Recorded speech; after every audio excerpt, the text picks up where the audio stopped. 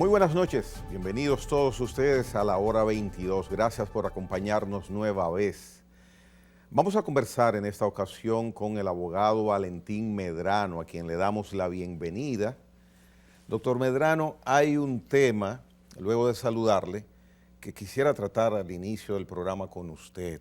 El consultor jurídico del Poder Ejecutivo, el doctor Antoliano Peralta, acaba de informar, de opinar que este es el momento oportuno para una reformulación constitucional.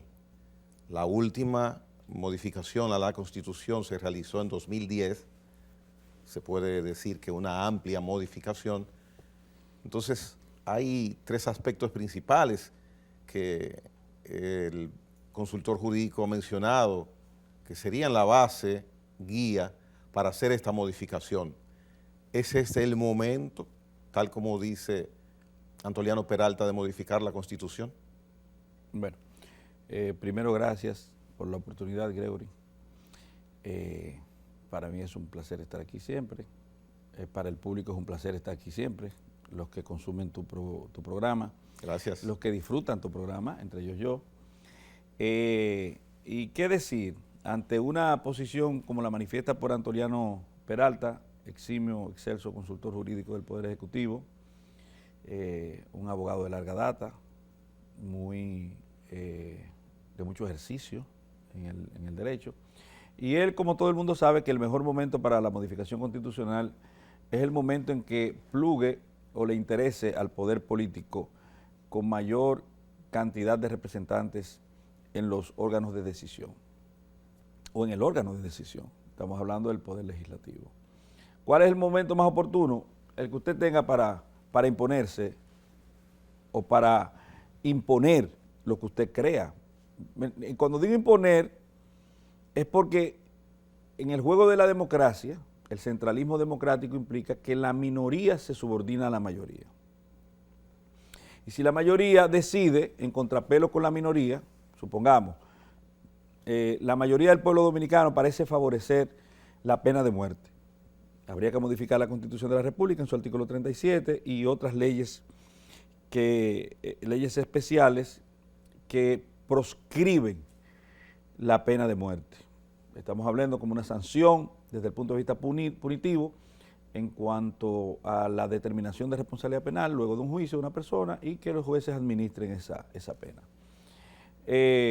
Pero una gran minoría, entre las que yo me inscribo, por razones diferentes cada quien, posiblemente, está en total desacuerdo con una postura de esa magnitud. Como por ejemplo, yo soy una minoría tal vez en lo que tiene que ver con la ley de extinción de dominio. Yo tal vez soy una minoría en cuanto al alcance y afectación de ciertas leyes especiales. Yo soy de los que está en desacuerdo con el aumento progresivo de las penas en materia penal, porque las penas lo único que dan es pena. Las penas no han resuelto absolutamente nada. Entonces, me gusta sentirme en minoría, porque siento indefectiblemente de que la mayoría decide y uno tiene que asumir que la minoría como tal tiene que simplemente aceptar el designio impuesto por la mayoría.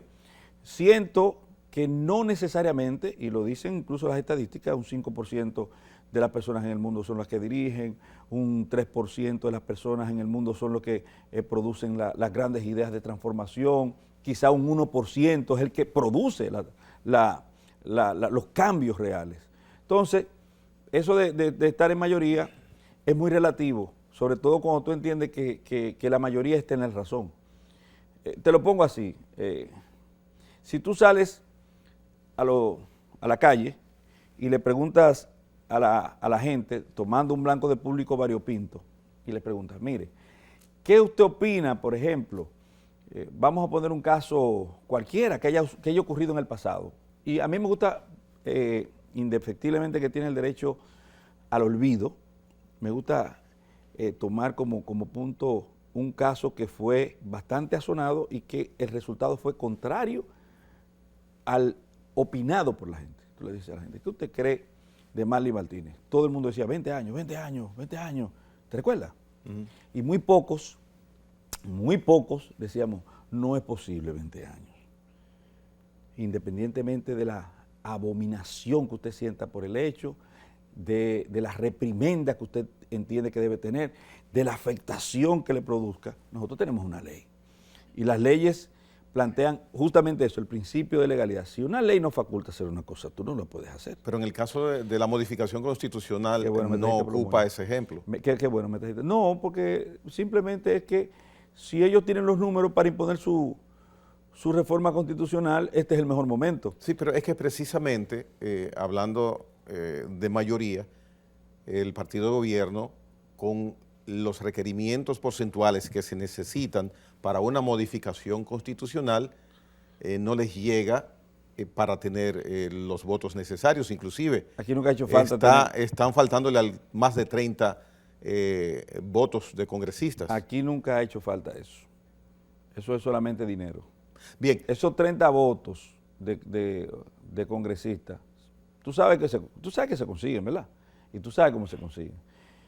Históricamente nosotros hemos tenido esos déficits. Yo no sé si tú recuerdas, para imponer la repostulación presidencial, algo suena por ahí, interesante, ¿eh? Para imponer la repostulación presidencial del expresidente Hipólito Mejía, se necesitaban unos votos, se requerían unos votos, y esos votos aparecieron, y se modificó la Constitución. Entonces, históricamente nosotros sabemos cómo ha operado el legislativo para procurarse ese tipo de suerte, por así decirlo. ¿Qué pasa con la modificación constitucional? ¿Es necesaria la modificación constitucional? Quería hacer esa pregunta, ya que define su posición sobre si es el momento, ya explica qué entiende Valentín Medrano, el abogado, que es el momento para quien tiene la posibilidad de hacerlo en su momento. Entonces, procede, pregunto. Bueno, procede la modificación constitucional. Esa es una pregunta que es sencilla de responder porque la Constitución te dice que ya puede ser modificada y te dice cómo puede ser modificada. No es si puede, es si procede, si es pertinente. La pertinencia es otra cosa y obviamente no hay necesidad. No hay necesidades. Bajo ninguna circunstancia. No hay la más mínima necesidad de modificar la Constitución de la República.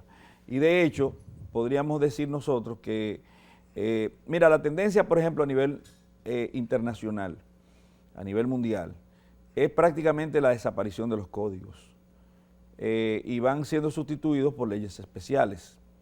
¿Qué no se puede conseguir a nivel legislativo que tenga necesariamente que modificarse la Constitución para su consecución? Pregunto yo, absolutamente nada.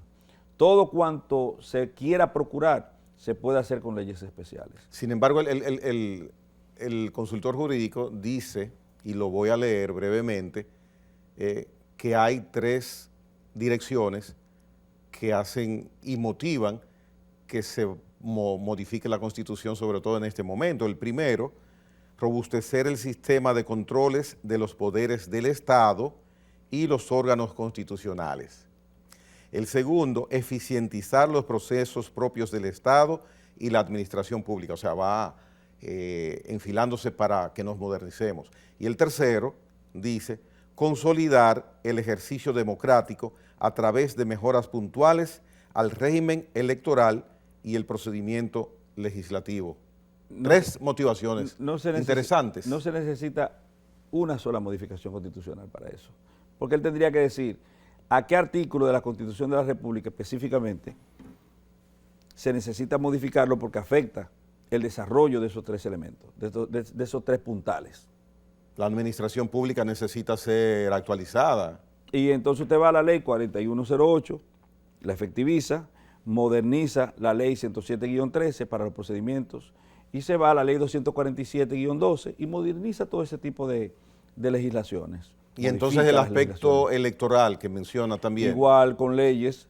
¿Cuál fue el problema de las leyes 33-19 y la ley 18-19? ¿Cuál fue la problemática? La ley de partidos políticos y el régimen electoral. Ya. Eminentemente y entonces que en la adecuación entraban en contradicción con la Constitución de la República y que los tribunales le dieron una interpretación antojadiza a lo que la ley decía. Y los tribunales, por ejemplo, decretaron como inconstitucionales aspectos que no lo eran del todo. Ya. Y entonces Antoliano también menciona que otro puntal es, para buscar una modificación, el aspecto de viabilizar los procedimientos legislativos. Pero ¿a qué se refiere él con viabilizar los procedimientos legislativos? ¿Qué es lo que quiere decir con eso? Porque los procedimientos legislativos es modificar lo que tiene que ver con la forma de cocción de leyes en el Congreso de la República Dominicana. Nosotros no tenemos un déficit legislativo, nosotros no tenemos un problema con la cantidad y la capacidad y la calidad incluso de las leyes. Las leyes dominicanas han salido cuando han tenido que salir. ¿Qué es lo que quieren hacer entonces? Hacer del Congreso lo que ha sido históricamente, para desgracia, un automático decisional, en el sentido de que mando eso y se aprueba. Eso no puede ser. Déjeme ver si lo convenzo con esto que el doctor Antoliano agrega. Vamos a ver. Él indica que el gobierno dominicano, estoy leyendo, ha estructurado una propuesta de reforma constitucional en 9 puntos generales. Entre ellos están el proceso de formación de leyes, se lo recalca eso él a usted, el Ministerio Público, Medrano, Procuraduría General Administrativa y Consejo Nacional de la Magistratura. Hay temas interesantes, sonoros, agradables ahí, de su área. Pero ¿qué se puede? Oye, dice el consultor jurídico del Poder Ejecutivo que esa es la motivación. Vamos a ver, porque ellos viven modificando sus modificaciones.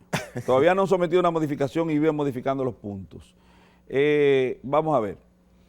Ellos quieren hacer más ágil el proceso de aprobación de leyes. ¿Qué es lo que van a hacer? Reducir lo que tiene que ver con las aprobaciones especiales para decisiones orgánicas, para que no sean 3/4 partes del Congreso. Eso no puede ser. Eso no debe ser. ¿Qué es lo que se procura? No sé, porque cuando tú quieres meter el cuchillo y hacer una fisura desde el punto de vista procesal, constitucional, a un órgano del Estado, eso debe llamar a preocupación. Debe llamar a preocupación, porque quieren, por ejemplo, dicen querer ceder al Ministerio Público. Vamos a ceder al Ministerio Público. No es verdad. Lo que ellos quieren hacer es modificar la forma de escogencia de una persona, pero que en definitiva van a tener el control, van a tener incidencia en la forma de modificación. Hemos discutido eso antes. Sí, lo hemos hablado. Que tú puedes poner el cual que sea el tipo de escogencia. Estamos hablando del cargo del Procurador General de la República. Sí. Tú lo puedes poner, por ejemplo, que sea el hijo del hijo del hijo, por ejemplo, para que sea un asunto como pasa con las monarquías. Tú lo puedes poner de forma monárquico y tú vas a incidir en eso. Porque al final entonces quitan a una persona y la línea sucesoral vendrá de la persona que a ti te interese. Tú lo puedes poner que lo escoge el Congreso por 3/4 partes de la mayoría del Congreso. Entonces, lo puedes poner que sea el Consejo Nacional de la Magistratura. Puedes modificar el Consejo Nacional de la Magistratura. Pero señores, aquí se ha hablado mucho, se reiteraba en los discursos de oposición y en los discursos de todos los elementos que compueblan las denominadas fuerzas vivas de una nación. Y decían, ¿qué es lo que se requiere para tal o cual cosa? Por ejemplo, para la Policía Nacional, que ahora se armó un berenjenal otra vez en la Policía Nacional, y lo que hablamos de que había una reforma y estaba en curso, entonces nos dimos cuenta que no había ninguna reforma, que no estaba en curso y que por lo dicho de los miembros de la reforma lo que había era un poder en pausa. ¿Por qué? Porque aquí las cosas se hacen de forma cosmética. Es para lucir bien, para escucharse bien, para que la gente crea que se está haciendo. Es el creer que se está haciendo las cosas. Pero en el fondo, ¿qué falta? ¿Qué es lo que dicen las fuerzas vivas? Voluntad política. Voluntad política. El problema aquí en la República Dominicana es que nosotros somos los que más nos parecemos, los países presidencialistas, nos parecemos a los regímenes monárquicos, donde el soberano es el rey. En estos países, aquí se hace prácticamente lo que dice el presidente de la República. Óyeme, es que un presidente de la República tiene un poder tal, imagínate, ponte a pensar, que de repente dice, bueno, mire, Gregory, a partir de hoy usted es el ministro de Comunicación del país. Y te cambia de golpe y porrazo la vida. Un decreto se ha constituido en el acta de nacimiento de muchísima gente, porque nadie lo conoce, nadie sabe qué es lo que hacen en su vida y de repente trascienden al conocimiento público a través de ese decretazo, que lo decreta, valga la redundancia, y lo declara, nacido a nivel, para con la función pública. Pero la mayoría de las naciones organizadas tienen ese mecanismo, que la decisión del Poder Ejecutivo es la que determina quiénes son sus ministros, por ejemplo. ¿Y cuál es la forma de escogencia del Procurador General de la República? Exactamente eso que usted ha dicho, y la mayoría de los países lo tienen así. Y es más, es peor. La minoría de países que tienen Ministerio Público Independiente tienen zozobra desde el punto de vista democrático y afectación de lo que tiene que ver con los principios rectores del derecho penal. La minoría de los países que tienen una forma de escogencia del Procurador General de la República que llega a definir presuntamente como independiente la función del Ministerio Público están peor que nosotros. Entonces ya tú ves la necesidad que hay de esa modificación. Oye, la necesidad. ¿Y la intención? No, la intención es cosmética. La intención es lucir bien. La intención es continuar montado en un discurso que le ha dado gananciales. Porque aquí... La despolitización de algunos cargos. El único tema que le ha redituado beneficio político a esta administración es el tema de la persecución presunta de la corrupción. Tú me dirás, ¿cuál otro tema? ¿De qué se puede ufanar este gobierno en la actualidad? ¿De qué se puede ufanar? Aparte de eso, dime. Bueno, la economía está en crecimiento, el manejo que se le dio o se le está dando al trato de la pandemia es correcto, es positivo. Todo eso es bueno. Todo eso es bueno, pero busca los números. Pero bien, volviendo... Porque la economía está bien, la economía está súper bien. La economía y ya desde la oposición, el mismo gobierno hablaba de la diferencia entre crecimiento económico y desarrollo. Por eso preguntaba sobre la intención, y ya me da la respuesta de la intención sobre querer independizar el Ministerio Público del Poder Ejecutivo. Ahora bien, para ir cerrando el tema que plantea el consultor jurídico, un tema interesante e importante. ¿Tú me permites decir algo antes de? Por supuesto. De la única forma que tú pudieras decir que eso es necesario es si tú haces un mea culpa y dices eso no sirve lo que tenemos. Ya. Porque lo que está bien... Precisamente eso era lo que quería buscar con mi pregunta, porque viendo esa posición del consultor jurídico de Antoliano Peralta, es fácil colegir que se aproxima una acción para proceder a buscar la modificación constitucional. Entonces, pregunta final sobre ese tema. Las argumentaciones, los postulados que hace el consultor jurídico para modificar y en qué dirección modificar la Constitución, ¿usted piensa que no son necesarios o usted no los cree? Bueno, de buenas intenciones está empedrado el camino hacia los infiernos. Eso dice la Biblia, no yo. Yo tampoco puedo ser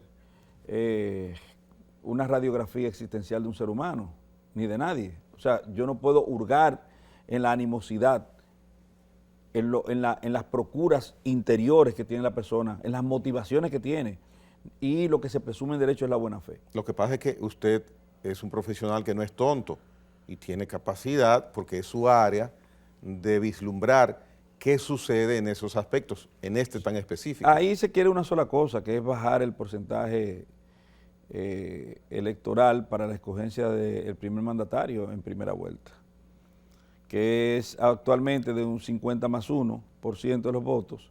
Desde que tú apertures, desde que tú logres hacer pasar la ley que convoca a los legisladores, cámaras reunidas, para la modificación constitucional, tú no tienes límite. O sea, el único límite que tú tienes es ninguno. Porque ahí se va a hacer, ya está todo el mundo, modificar. ¿Qué es lo que vamos a modificar? Esto y esto. Y aquello, eso no estaba en lo que hablamos, no importa. Modifiquemos esto también porque esto es una reivindicación para valga la redundancia, para reivindicar a Peña Gómez, como dijo doña Milagros Ortiz Bosch, porque fue una traba que se creó y se impuso para él. No veo la razón, porque todos los países del mundo casi todos los países del mundo tienen ese régimen electoral del 50% más Sí, uno. doctor Medrano, pero entonces eso que usted acaba de mencionar, que tiene bastante peso viniendo de usted, me obliga a preguntarle el insumo para hacer esa información, cómo Valentín Medrano lo consigue, cuál es la fuente, por qué lo piensa. Bueno, es una elucubración. Doña Milagros dio unas declaraciones No, doña Milagros hace un tiempo. dio unas declaraciones claras de decir que eso había que modificarlo y que había que reducir el porcentaje. Que era algo que era no un tenía... asunto muy personal. Ajá, pero estamos hablando de la directora de ética y prácticamente la jefa de campaña del presidente antes de serlo, Entonces, del candidato presidencial. Su fuente de motivación para decirlo es de ahí. Y una persona, claro, pero un asunto lógico. Mira, cuando tú te pones a ver los aprestos primero y el esfuerzo que se hace para modificar la Constitución de la República, la última modificación no fue la del año 2010, porque siempre las reformas se hacen en términos políticos o para gananciales y perjudiciales políticos. Fue la del 2015, la modificación que se hizo para reformar el artículo 224 de la Constitución de la República. Pero la Constitución del año 2010, que es muy ampulosa, comparada con la Constitución que teníamos del año 2002, que fue la modificada. Esa Constitución del año 2010 es una Constitución muy vasta,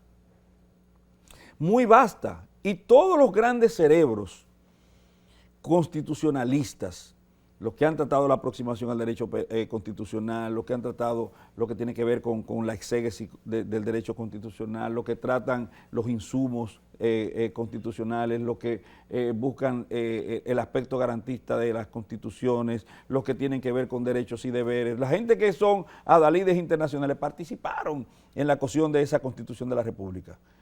Entonces, todos esos grandes cerebros, todos esos grandes pensadores que vinieron aquí a educar primero a los legisladores. Se hicieron una serie de jornadas para que el pueblo se expresara, no sé si tú recuerdas, para que la gente dijera lo que consideraba. Muchos de los aspectos que desde el punto de vista de la consistencia en cuanto a puntos focalizados tendentes a la consecución de que se aprobara, se dejaron de lado, como fue el caso de que la modificación constitucional, justamente un asunto que se discute ahora, la modificación constitucional se hiciera por medio de una constituyente, de delegados constituyentes. Eso se dejó de lado y la Constitución siguió modificándose de la forma en que dice la Constitución anterior que se debía modificar. Pero, ¿qué ha transcurrido, qué ha ocurrido desde el año 2010 y el año 2015 al año 2022 que amerite un ajuste de la Constitución a una realidad que dé de golpe y porrazo, que transgreda o que requiera que no transgreda en su modificación a la Constitución de la República o en su adopción? ¿Qué hay? Por ejemplo, vuelvo y te reitero, tú quieres modificar el régimen electoral. Bueno, pero lo que tú tienes que hacer es una ley que no choque con la Constitución de la República. Bueno, pero no es modificar a la Constitución, es adaptar a la ley a la Constitución. Bueno, pero ya al final de sus argumentaciones respecto a ese tema, usted ya dijo cuál es su pensar, su criterio de la verdadera realidad, por qué se busca modificar la Constitución. A algunas personas no les va a agradar su pronunciamiento, pero verdaderamente... Mira, Gregory, yo nunca digo nada para agradar. Yo trato de ver las cosas como son. Yo sé que a la gente no le gusta la verdad. Creo que, si mal no recuerda, Benjamin Franklin, que decía que cuando analizas la mesa de la verdad y la mesa de la mentira, verás que la mesa de la mentira tendrá una fila inconmensurable, una fila extensísima. Los comensales de esa mesa son todos. Ahora, la mesa de la verdad está prácticamente vacía. La gente no quiere escuchar la verdad, pero es un asunto de lógica. Si la persona de más confianza en el tren gubernamental del presidente de la República se le zafó, vamos a decir que se le zafó, que había que hacer una modificación en ese derrotero, y tú ves los aprestos, los esfuerzos para modificar una Constitución, cuando tú puedas hacer eso con leyes especiales, Por ejemplo, cuando tú tienes autonomía en el artículo 170 de la Constitución de la República y por otro lado tienes en la ley 133.11 la independencia del Ministerio Público y ves y sigues viendo toda esta procura, toda esta parafernalia y el cambio de criterio. Bien, bueno, el abogado Valentín Medrano ya nos ha dado su parecer a los planteamientos del consultor jurídico de que este es el momento oportuno para modificar la Constitución en lo que él ha manifestado. Medrano habló de la justificación que él considera es el motivo principal para buscar esta modificación. En breve retornamos.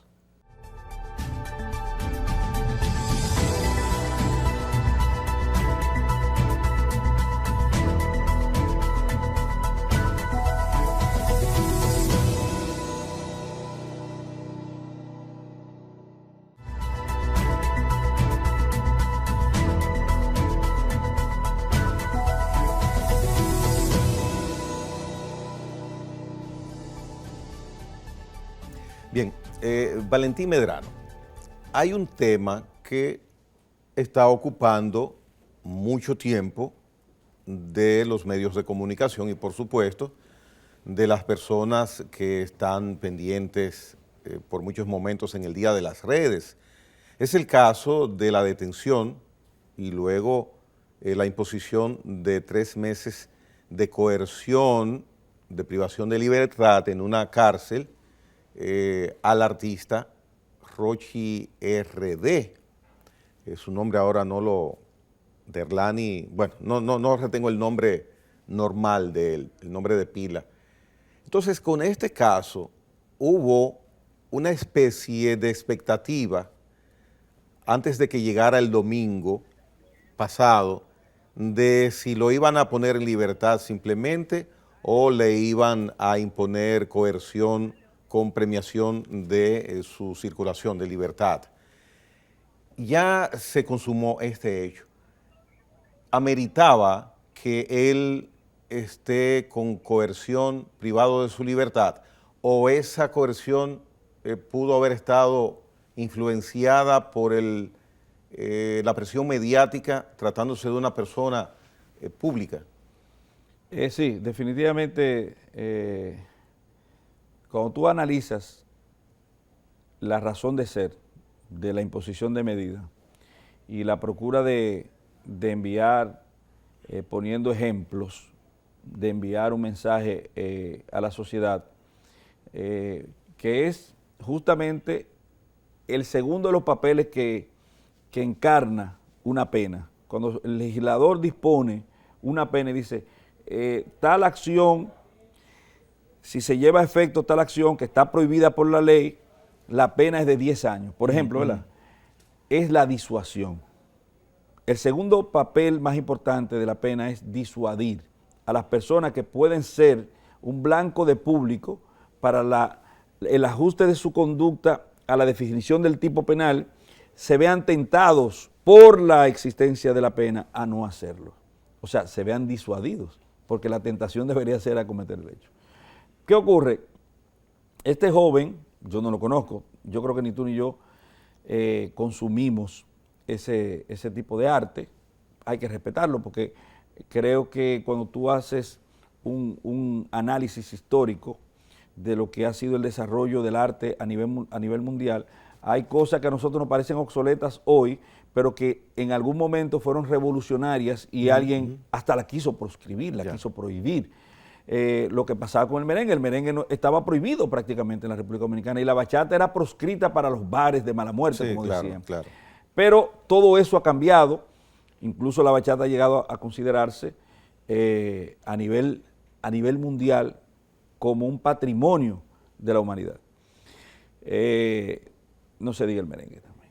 Entonces, este desconocido para nosotros, joven, desde el punto de vista estrictamente legal de lo que es la exigencia del Código Procesal Penal, en los condimentos que uno puede manejar, en los elementos constitutivos de la infracción y las circunstancias que uno puede manejar, porque hay que estar siempre, hay que dejar un espacio de error, como las encuestas.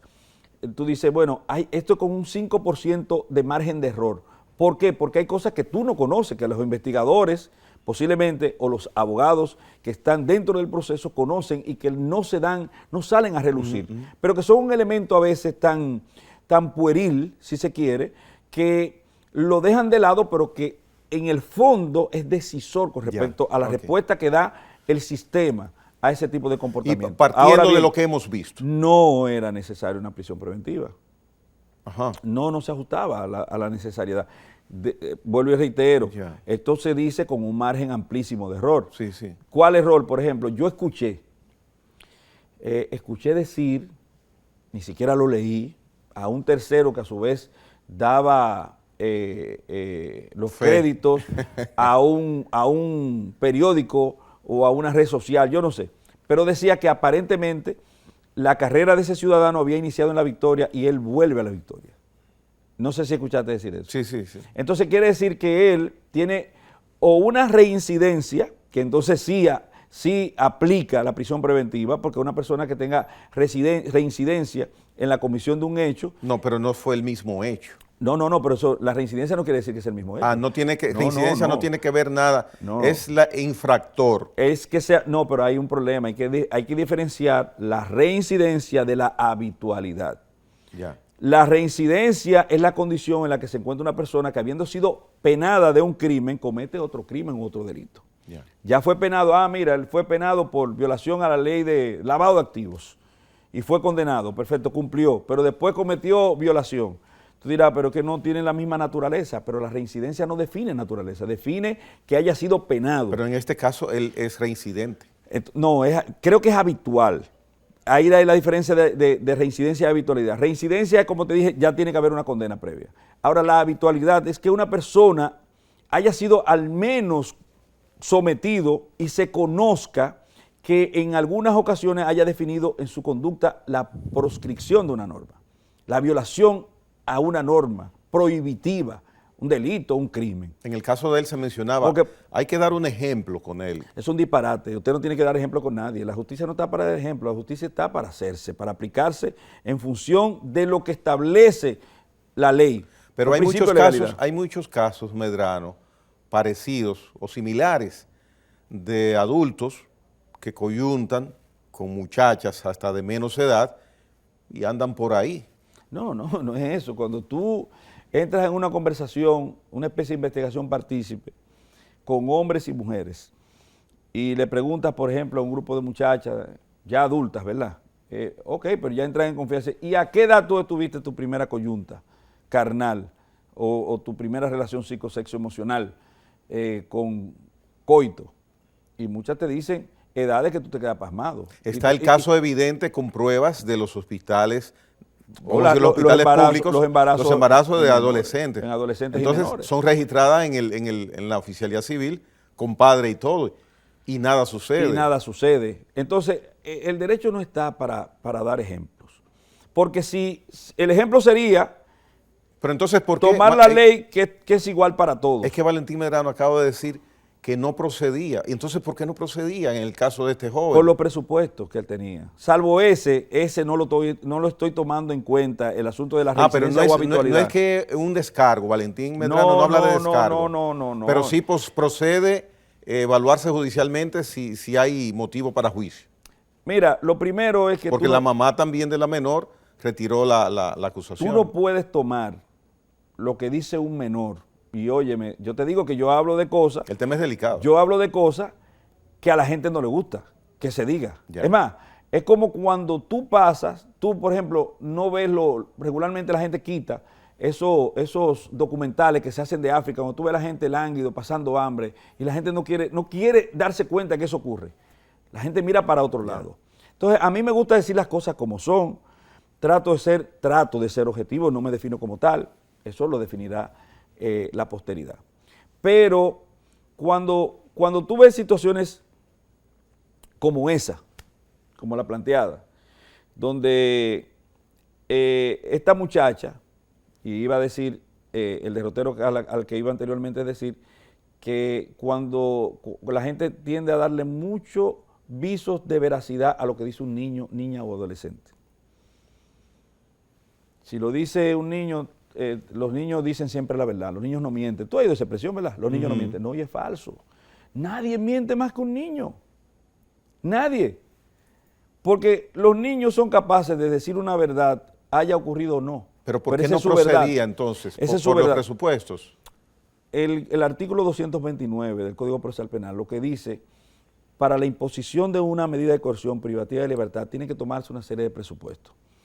La gravedad del hecho, las relaciones del imputado con la sociedad, los arraigos familiares, todo ese tipo, el comportamiento del justiciable en ese proceso uno anterior.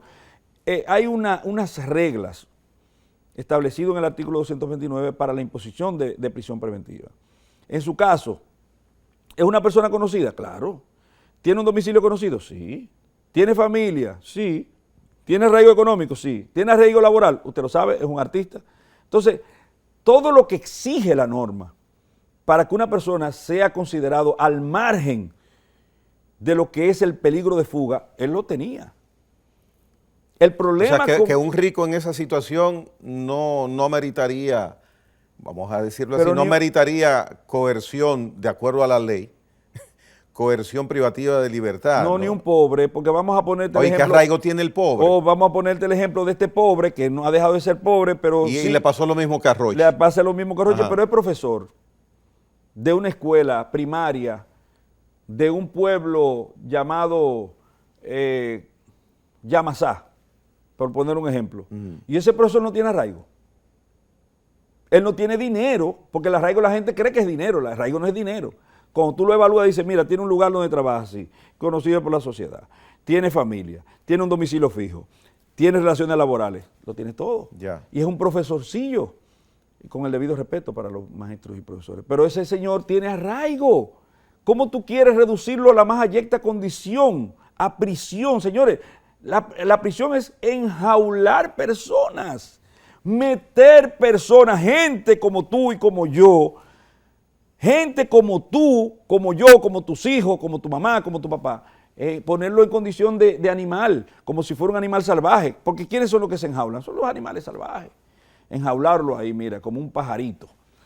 Entonces, tú tienes que pensarlo bien antes de llegar a ese extremo, porque estamos hablando, lo dice la Constitución, no está hablando Valentín Medrano Peña. La Constitución en el numeral 9 del artículo 69 dice que es la más extrema de las medidas.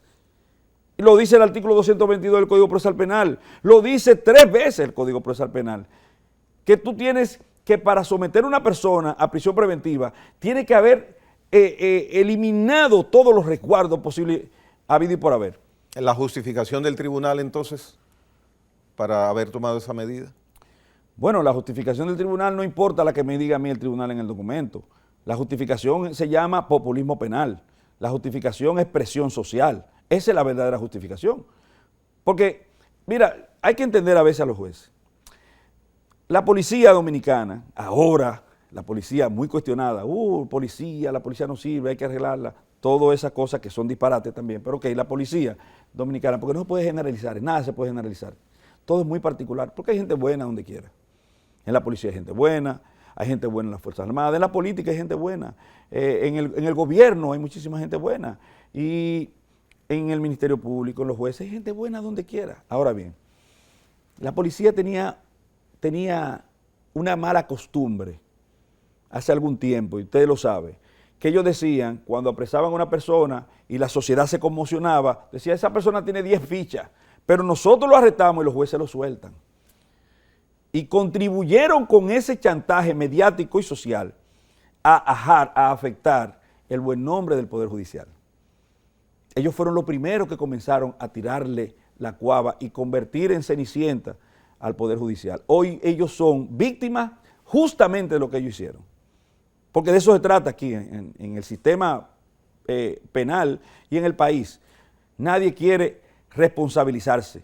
Pasó un problema en la policía, nadie ha dicho, mire, sí, ciertamente le pedimos perdón al pueblo dominicano porque aquí pasó este inconveniente, yo responsablemente asumo la responsabilidad, o renuncio, o hago, como pasan en los países de verdad.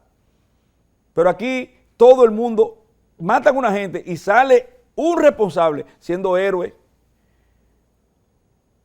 El responsable es héroe. No, porque la congoja y yo le digo a los familiares, hermano, usted es culpable de eso. Bien, bueno, interesante el planteamiento. Hay otro aspecto que de soslayo lo tocaba en su explicación sobre la pregunta anterior y que me gustaría entonces plantearlo ya como pregunta específica. La Policía Nacional en estos momentos es foco de nuevo de atención de la sociedad, de los medios de comunicación. En el primer segmento hablaba de que se estaba haciendo poco en la reformulación de la Policía Nacional, que la sociedad se ha dado cuenta. Entonces, estas medidas que toma 17 en el día de ayer el comisionado de la policía, el señor don Pepe, don José Vidal, ¿qué opinión le merece estas medidas para frenar esta situación que de un momento a otro vemos que jóvenes inexplicablemente y sin justificación pues salen sin vida de cuarteles policiales? Mira, el problema de la policía se lo ha creado la clase política. ¿Cómo así? Claro, porque cada vez que pasa un asunto en la policía, que no es más que el ajuste a la definición de un tipo penal de gente que son miembros de la Policía Nacional, ellos lo masifican para hacerse ver los héroes. Claro, para hacerse ver los héroes. Primero, un manejo inadecuado desde el punto de vista comunicacional y desde el punto de vista de abrigar, por así decirlo, tendente a la impunidad a ciertos miembros de la Policía Nacional y no verse como lo feo. Los policías, mira, mataron a ese joven, sí, lo mataron y fue él y ya, punto, sométalo a la acción de la justicia. No, mira, que no fue así, si no fue de esta forma. Y entonces la clase política hace que se bombardea para ellos venir con soluciones cosméticas aparentes y ser los héroes otra vez de la película. Entonces estamos hablando de la oposición política. No, estamos hablando de hipocresía en el manejo del tema. De oposición política, la oposición política, ¿qué puede hacer con la policía? Criticar, ese es su papel. Oponerse a todo, ese es el papel de la oposición. Pero ¿qué ha hecho la oposición política? Estoy hablando de cual que sea el gobierno, cual que sea el gobierno, el actual, el anterior. Todos esos gobiernos lo que han hecho con la policía es servirse de la policía. Reforma, óigame, es que eso no era necesario, eso es solamente un discurso. Que la policía no merece que se reformule, se reforme. Yo te voy a hacer una pregunta. Y usted conoce más que yo de esto. La policía, por ejemplo, yo no recuerdo bien, de Marte Martínez. Ajá. De la policía de Marte Martínez a la policía de Tene, que se llama el actual jefe de la policía, no hay una diferencia abismal en términos positivos para la policía actual. La policía se ha ido reformando poco a poco, ha ido mejorando poco a poco. El trato hacia el ciudadano ha ido mejorando poco a poco. Que unos policías, ciertamente, se han definido en su comportamiento, y te lo pongo así sencillo, porque es que aquí se vive... No, aquí, pero nuestra policía, y respeto por supuesto, pero nuestra policía necesita atención en todos sus aspectos. Claro, sobre todo en el aspecto económico, que no se lo dan. Porque como tú a un miembro de la policía le exiges lo que tú no pagas, pero peor, porque tú vas a decir, no, porque es un asunto de vocación, etcétera, etcétera. Sí, es vocación, pero todo el mundo necesita vivir dignamente de lo que hace. Bien. Pero también, perfecto. Vamos a seguir hablando de la policía después del cambio. No hay problema. Seguimos hablando de Policía Nacional con el doctor Valentín Medrano. En breve retornamos.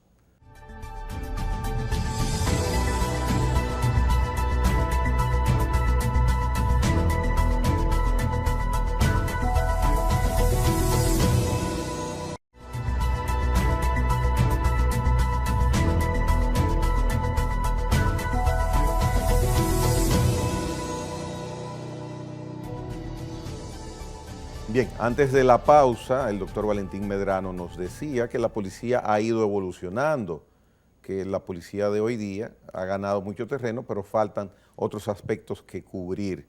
¿Continúa ese desarrollo? Claro, hermano Gregory, es que es sencillo. La policía necesita, primero, recursos, apertrechamientos, necesita un salario digno. Pero después que tú le das todo eso a la policía, tú tienes que darle entonces educación continuada. Porque así como la sociedad va evolucionando y hasta la criminalidad va evolucionando, la policía tiene que irse ajustando a esa realidad. Eso no es una reforma de ahora, es que la reforma tiene que ser continuada, perennemente. Pero hay una reforma anunciada hace un año por el presidente de la República, donde 21 personas rindieron un informe encabezada por su amigo Servio Tulio Castaños, y se está trabajando en esa reformulación. No, lo que se dijo en esta semana es que eso estaba engavetado. El informe se dio, pero aquí no se ha hecho prácticamente nada con respecto a eso. Ahora, el presidente hoy día precisamente dice que no se ha dejado de trabajar, que no se puede estar dando informaciones día por día, pero que se ha estado trabajando y que la reforma va, no importa el costo. Hoy día lo dice el presidente. Bueno, eso lo dijo hoy día el presidente, sin embargo los miembros de esa reforma dijeron, nosotros hicimos esto y no se ha hecho nada. Yo no tengo, ¿a quién le creo? Bueno, que se pongan de acuerdo, que se pongan de acuerdo. Pero lo cierto es que la reforma no es un asunto de un día. Por ejemplo, ¿dónde está la escuela de formación policial? ¿Dónde están los cursos de especialización en términos de tratamiento comunitario? ¿Dónde están las especializaciones, por ejemplo, para las técnicas de investigación? ¿Dónde está lo que tiene que ver con técnicas policiales a aplicar en diferentes contingencias? ¿Dónde se producen ese tipo de cosas? ¿Dónde se enseñan? El policía tiene que aprender solo, tal vez viendo películas, malas películas y malas influencias. Entonces, lo cierto es, pero ¿dónde está el dinero para eso? Es que todo se reduce a dinero, todo se reduce a voluntad política, todo se reduce a presupuesto. Tú puedes poner a quien tú pongas ahí, puedes poner ahí ¿quién era? Giuliani, el que tú puedes poner a Giuliani como jefe de la policía y tú no vas a obtener los beneficios porque tú no tienes, conjuntamente con la disposición de poner a una persona ahí, los recursos destinados a la consecución del objetivo. Es un asunto de recursos. Entonces, se dijo que al policía le iban a pagar $500. No se le ha subido el salario a la policía, no se ha igualado a la contingencia que nosotros tenemos real, que tiene que ver con el asunto de la inflación. Entonces, el policía cada vez está más diezmado, más afectado, más disminuido, y moralmente, desde el gobierno, desde los medios de comunicación, eso es bombardeo, en contra de la policía. No una mano amiga, no hay que hacerlo mejor de esta forma, no un aporte, tú no puedes dejarla sola, no sé si tú me entiendes, tú no puedes dejar a la policía sola, la policía incluso no puede autoinspeccionarse, tú tienes que tener un sistema continuo de inspección, pero tú tienes que tener un sistema continuo también de cualificación de la currícula policial, porque también un hijo tuyo no va a querer ser policía, porque ¿para qué? O sea, tiene un salario atractivo, tiene un buen seguro, tiene el amparo, las garantías, la seguridad. Mira, peor. Gregory Caimare vive aquí, hace un programa aquí, puede planificar su vida. El policía no es así, el policía dice, mire, usted va mañana para Cotuí. Al momento que se consigan los recursos. Oye, ¿tú estás oyendo eso? Y después de Cotuí, mire, usted va a Peleas Piña. Seguridad. ¿Tú sabes lo que significa la seguridad? ¿Tú sabes cómo afecta eso emocionalmente a una persona? Digo, eso se ha estudiado, manejo de estrés, cambios geográficos, cambios laborales, ascenso o descenso, cual que sea, afecta a la persona humana. Eso se ha estudiado. Entonces, ¿cómo es posible que eso no se estudie a nivel policial? Pero las transgresiones internas también, las afectaciones, tiene 30 días, tiene 10 días, no hay un régimen de sanción correcto, es abusivo, arbitrario. Entonces, esa arbitrariedad tú tienes que desarraigarla de la policía. Aquí, y lo que está haciendo el Estado, el gobierno, en busca de que eso cambie. Cosmética, pura cosmética, palabras. Había una canción que se llama Palabras. ¿Te recuerdas la canción? Una mujer la cantaba, muy bonita, por cierto. Son palabras. Los hechos es que tú me digas que estoy haciendo esta reforma y yo estoy disponiendo de este dinero para esta reforma. Al momento que ese dinero esté dispuesto, cambiaría, si se invierte bien, la actitud de actos irrefrenables que cometen algunos policías. Lo primero que hay que cambiar es la actitud de lo que deciden por la policía y de lo que inciden en la policía. Porque sí, pero esos no son los que van a matar muchachos que están recluidos preventivamente. Gregory, ese que mató, supongamos, porque todavía es un asunto por determinar. Correcto, corrijo. Presunto infractor. Ese infractor presunto es él, es responsabilidad penal personal, donde quiera. Pero entonces cuando lo generalizan y lo hacen políticamente para gananciales políticos, ahí dañan todo. ¿Qué le opinaría al gobierno que haga, que no está haciendo en el aspecto de la policía? Todo lo que dije anteriormente y dejar de ser simplemente retórica. Retórica, discurso. No necesitamos más discurso. Que no exista acciones. la canción. Que no exista la canción. Cero palabras. Cero palabras. Cero palabras. No Simplemente más palabras. acción, no más palabras. La policía es un tema pendiente, perennemente pendiente para la sociedad dominicana. Y perennemente necesario. La policía es como la canción, eres un mal necesario, ni contigo ni sin ti, tienes mis males remedios, es así. Bueno, el doctor Valentín Medrano hoy tiene la musa a flor de piel de compositor, citándonos muy acertadamente ejemplos de canciones para casos que lamentablemente nosotros estamos percibiendo en nuestra sociedad. Gracias nueva vez por estar acá. Bueno, hermano, un honor. Bien, señores, hasta la próxima en la hora 22.